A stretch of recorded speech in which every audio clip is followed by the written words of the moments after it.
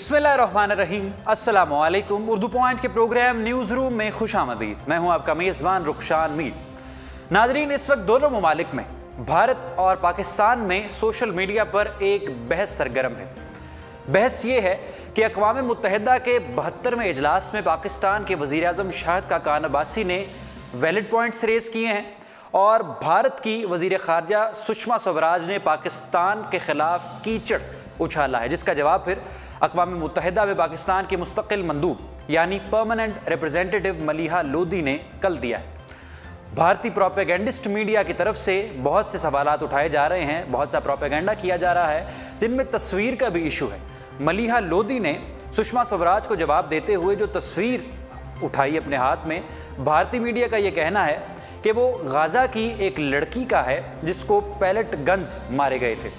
Palette guns जो छर्रे वाली बंदूक कश्मीरियों पर मारी जाती है, सैकड़ों कश्मीरियों की जिससे बिनाई छीनी गई, उसको नज़रअंदाज कर दिया। सवाल को नज़रअंदाज करके उस तस्वीर पर इंडियन मीडिया का सारा फोकस है और सोशल मीडिया पर भी ऐसे सवालात को, ऐसे प्रोपेगेंडे को फैलाया जा रहा है। आज के अपने इस खुसूसी प्रोग्राम में हम अक़वाम मुतहदा के 72वें इजलास को तफसीली तौर पर देखेंगे और पाकिस्तान का किरदार, पाकिस्तान के सवालात और भारत के जवाबात आपके सामने रखेंगे। सबसे पहले बात करते हैं अक़वाम मुतहदा की जनरल असम्बली आखिर है क्या।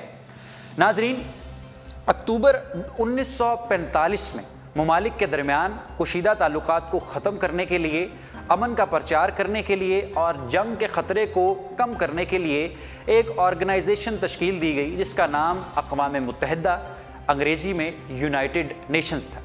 शुरू में इसके 51 मेंबर ममालिक थे और अब इसके जो मेंबरान ममालिक की तादाद है वो 193 यानी 193।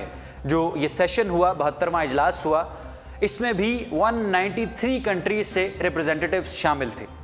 पाकिस्तान ने भी इसमें शिरकत की और जो दीगर इसके मेंबरान हैं वो सब मेंबरान न्यूयॉर्क में इकट्ठे हुए। हर साल इजलास होता है और इजलास से 7 महीने कबल एजेंडे को वाज़िया कर दिया जाता है कि इस इजलास में 71वें, 70वें, 65वें जो भी इजलास होता है उसको 7 माह पहले उसका एजेंडा वाज़िह कर दिया जाता है। और ये जो हमारा 72वां इजलास था इसका भी एजेंडा पहले से वाज़िह कर दिया गया था। 72 साल हुए हैं तो 72वां इजलास न्यूयॉर्क में था। 19 सितंबर को जनरल असम्बली की डिबेट शुरू हुई और 25 सितंबर को इसने इख्तिताम पजीर होना था और 25 सितंबर को ये इख्तिताम पजीर हुई। पहले 21 सितंबर को पाकिस्तान के वज़ीर आज़म शाहिद खाकान अब्बासी ने जनरल असम्बली से ख़िताब किया और ख़िताब में जिन मसाइल और चैलेंजेस का सामना पाकिस्तान को है वो 193 ममालिक के सामने रखे।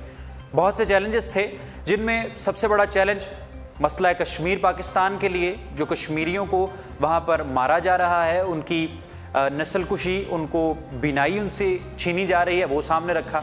अफ़गानिस्तान में भारतीय मुदाखलत और वहाँ पर बैठ के पाकिस्तान में टेररिस्ट ऑर्गेनाइजेशंस चलाना, इसको शाहिद खाकान अब्बासी ने सामने रखा। दूसरे ममालिक जो पाकिस्तान के हमसाया ममालिक हैं वहाँ पर गैर मुल्की रॉ की रिसर्च एंड एनालिसिस विंग, भारतीय खुफिया एजेंसियों की मौजूदगी, जो भारत की खुफिया एजेंसी है उसकी मौजूदगी, और वहाँ से बैठ कर फिर पाकिस्तान के साथ हालात ख़राब करना, ऐसे सारे मसाइल को वज़ीर आज़म शाहिद खाकान अब्बासी ने दुनिया के सामने रखा, 193 ममालिक के सामने रखा।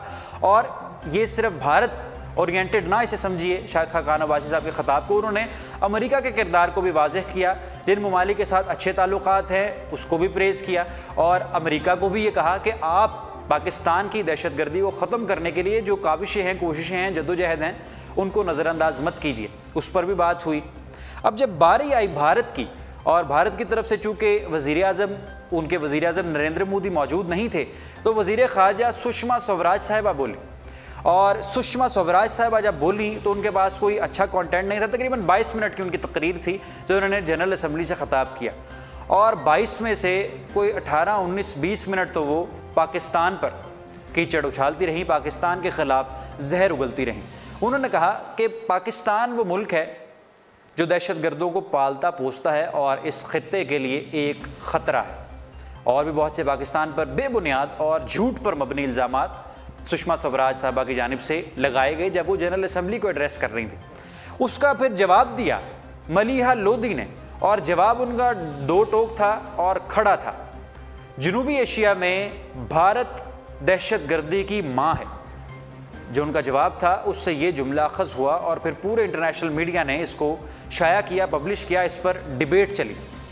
साउथ एशिया में, जनूबी एशिया में भारत ही वो मुल्क है जो दहशतगर्दी की माँ है। उन्होंने साहब हाथ में तस्वीर रखी थी और तस्वीर इस तरह से उठाकर 193 ममालिक के पूरी दुनिया को वो तस्वीर दिखाई। वो तस्वीर एक खातून की थी, एक लड़की थी जिसके चेहरे पर पैलेट गन्स के जो छर्रे वाली बंदूक है उसके निशानात थे, आंखों पर भी, गालों पर भी और नाक पर भी। जिस तरह से कश्मीर में सैकड़ों बच्चों, लड़कों, जवानों के साथ जो सलूक हुआ, वो तस्वीर उस सारे मामलात की, उस सारे हौलनाक मंजर की अक्कासी कर रही थी। अब भारत के पास जो कश्मीर में उसने मुजालम जारी किए, 8 जुलाई 2016 को वहाँ के फ्रीडम फाइटर बुरहान वानी को शहीद किया। उसके बाद जो प्रोटेस्ट हुआ, फिर लोगों को मारा, हज़ारों को ज़ख्मी किया, लोगों को अपने घरों से गायब किया। नौजवान तालिब इल्म हैं, उनको स्कूल जाने से रोका, कॉलेज जाने से रोका, वहाँ पर इंटरनेट को बंद कर दिया।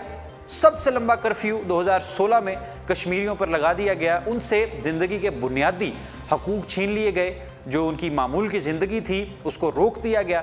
अब इतने सारे सवालात जन्म ले उठे सुषमा स्वराज के उस जवाब से कि भारत स्पीचलेस हो गया। भारत के पास कोई जवाब नहीं था देने को, और वो देता कैसे, क्योंकि हर महाज पर तो वो गलत था, कोई काम ठीक नहीं था, हर मामला कश्मीर में गलत थे। अफ़गानिस्तान में अपनी खुफिया एजेंसी, कश्मीर के हालात ख़राब, बलूचिस्तान में अपनी खुफिया एजेंसी, पाकिस्तान के ख़िलाफ़ दुनिया भर में प्रोपेगेंडा।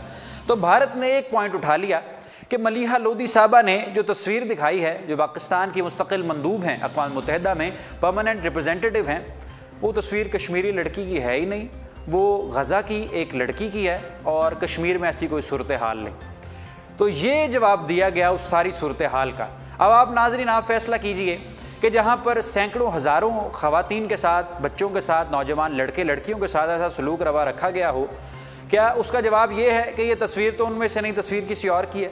अगर आप गूगल पर क्लिक करें Kashmir facing pellet guns, Kashmiris facing pellet guns या Kashmiri girls facing pellet guns, Google पर लिखें तो वो तस्वीर सबसे ऊपर आती है। ये थोड़ा सा एक मसला था, एक फ़ॉरेन ऑफिस से हल्की सी गलती हुई, मगर भारत ने उसको एक आड़ बनाकर उसके पीछे छुपना चाहा।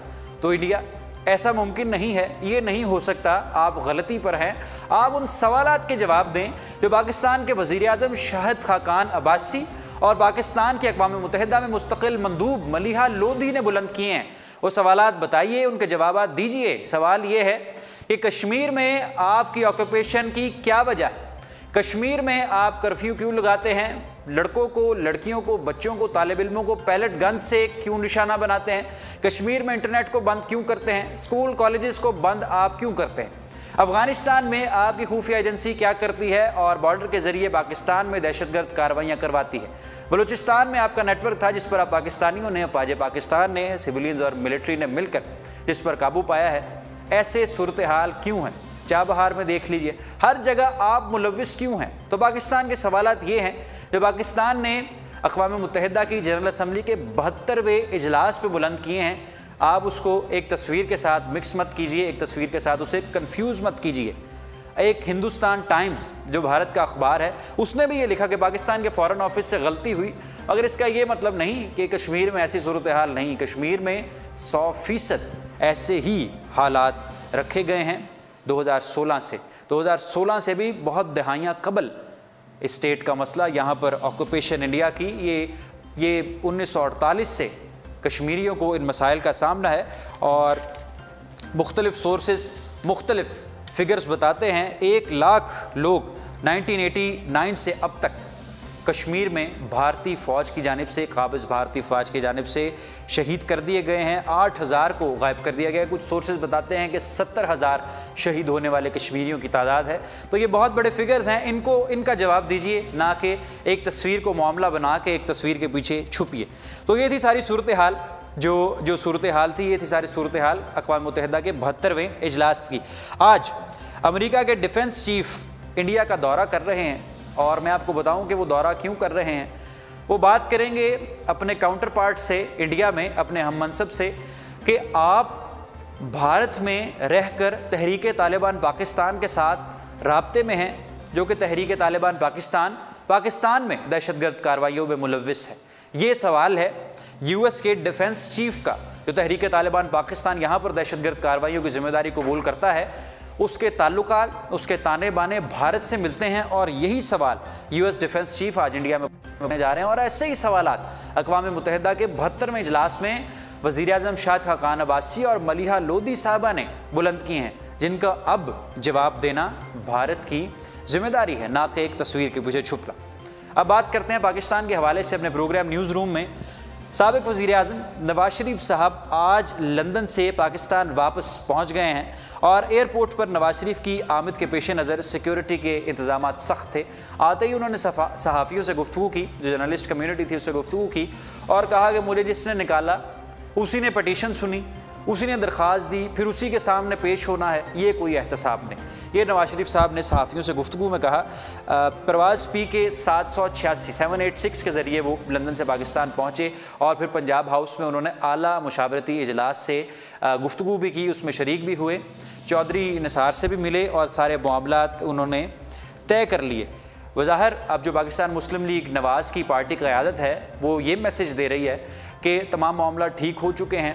नवाज शरीफ साहब जो मुखालिफिन कह रहे थे कि वतन पाकिस्तान नहीं आएंगे, वतन अजीज़ पाकिस्तान वापस, वो भी पाकिस्तान आ चुके हैं और उनके चौधरी निसार के साथ भी ताल्लुकात बेहतर हैं, शहबाज शरीफ साहब के ताल्लुकात भी बेहतर हैं, सीनियर क़यादत से उन्होंने मीटिंग्स भी की हैं।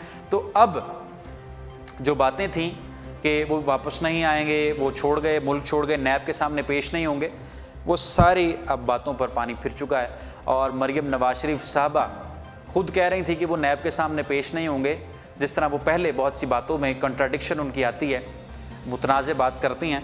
अब फिर उनके एक मरतबा जो पेशीन गोई थी वो गलत साबित हुई। उन्होंने कहा नैब के सामने पेश नहीं होंगे, मगर नैब तो पेश तो होना पड़ेगा, जिस पर चार्जेस हैं, जिस पर इल्ज़ामात है, बग़ैर पेशी के कैसे जान छूट सकती है। ये था आज का हमारा प्रोग्राम न्यूज़ रूम। फ़िलवक्त इतना ही। रुखशान मीर को दीजिए इजाज़त। इंशाअल्लाह आपकी खिदमत में दोबारा हाजिर होंगे और पैगाम वही है कि भारत को जवाब देना होगा।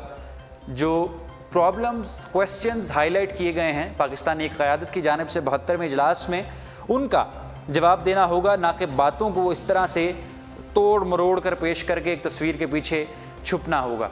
आज तो यूएस के डिफेंस चीफ भी इंडिया में तशरीफ़ ला रहे हैं, उनको भी जवाब दें कि आप तहरीक तालिबान पाकिस्तान के साथ आखिर ताल्लुकात क्यों रखते हैं।